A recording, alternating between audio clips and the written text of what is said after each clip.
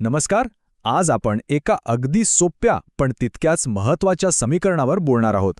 शेती अधिक मूल्यवर्धन बरोबर नफा. हे समीकरण दिसायला सोपं असलं ना, तरी ते शेतकऱ्यांचं आयुष्य बदलण्याची ताकद ठेवतं. चला तर मग बघूया हे नेमकं आहे तरी काय. ही भावना, ही व्यथा आपल्याकडच्या कित्येक तरी शेतकऱ्यांच्या मनातली आहे. दिवस-रात्र एक करून घाम गाळून पीक काढायचं, पण बाजारात गेल्यावर हातात काय पडतं तर निराशा.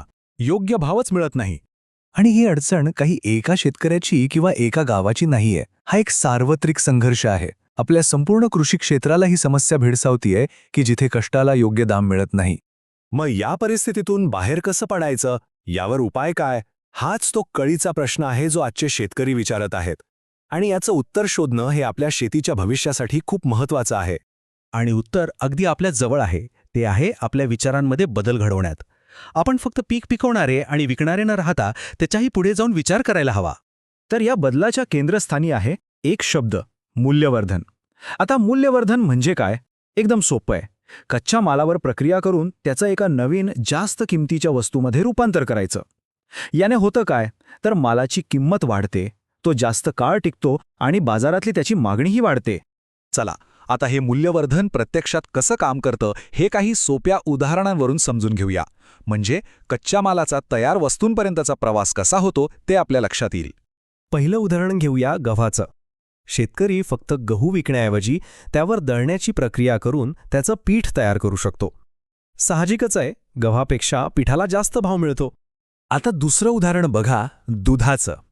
फक्त दूध विकण्याऐवजी त्यावर थोडी प्रक्रिया केली आणि पनीर बनवलं तर त्याचं मूल्य कितीतरी पटींनी वाढतं. हीच तर आहे मूल्यवर्धनाची जादू. आणि आता फळांचं उदाहरण घेऊ. आंब्याच्या बागेतून फक्त आंबे विकले तर ते काही दिवसांत खराब होऊ शकतात, पण त्याचा पल्प किंवा रस काढून विकला तर जास्त नफा मिळतो आणि माल खराब होण्याची चिंताही मिटते. आणि या कल्पना येथेच थांबत नाहीत. विचार करा, कांद्याची पावडर, टोमॅटोचा केचप, द्राक्षांपासून मनुके, मिरचीचा मसाला किंवा ऊसापासून गूळ. अरे वाह, प्रत्येक पिकामध्ये मूल्यवर्धन करण्याची मोठी संधी दडलेली आहे. तर या सगळ्या उदाहरणांमधून एकच गोष्ट लक्षात ठेवायची आहे, आपण कच्चा माल विकणारे नाही तर प्रक्रिया करून तयार उत्पादन विकणारं बनायचंय. आता जरा याच्यामागचं पैशाचं गणित समजून घेऊ. मूल्यवर्धन करणं शेतकऱ्यांसाठी फायद्याचं का आहे आणि त्याचा थेट आपल्या खिशावर काय परिणाम होतो ते पाहूया. इकडे बघा, फरक अगदी स्पष्ट दिसतोय.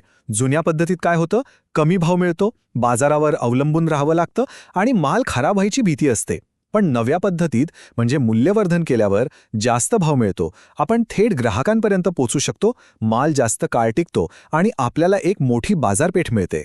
आणि याचा थेट परिणाम आपल्या नफ्यावर काय होतो तर नीट ऐका. मूल्यवर्धनाने नफ्यात तब्बल 2 ते 5 पटींपर्यंत वाढ होऊ शकते. हो, हे खरंय. म्हणजे बघा, जिथे कच्चा टोमॅटो विकून 100 रुपये मिळतील तिथे त्याच टोमॅटोचं केचप बनवून 200, 300, अगदी 500 रुपये सुद्धा मिळू शकतात. हाच तो फरक आहे जो शेतीचं आर्थिक चित्र बदलू शकतो. तर मग ह्या सगळ्यावरून एक गोष्ट नक्की आहे की शेतीचं भविष्य हे फायदेशीर असू शकतं. ते उज्ज्वल आणि नफा देणारं आहे. पण एक लक्षात घ्या, हा बदल काही एका रात्रीत होणार नाही. यासाठी आपल्याला एकत्र यावं लागेल, एकमेकांना मदत करावी लागेल आणि नवीन विचार, नवीन तंत्रज्ञान स्वीकारण्याची तयारी ठेवावी लागेल. ही फक्त एक घोषणा नाही, तर हे एक आवाहन आहे. जर सर्व शेतकरी एकत्र आले आणि त्यांनी मूल्यवर्धनाचा मार्ग स्वीकारला तर ते स्वतःच शेतीला नफ्याच्या वाटेवर घेऊन जाऊ शकतात. आणि जाता जाता एक प्रश्न जरा विचार करा, आपल्या आजूबाजूला आपल्या गावातल्या शेतात असं कोणतं पीक आहे ज्यावर प्रक्रिया करून एक नवीन उत्पादन तयार होऊ शकतं? उत्तर तुमच्या जवळच आहे, शोधा म्हणजे सापडेल.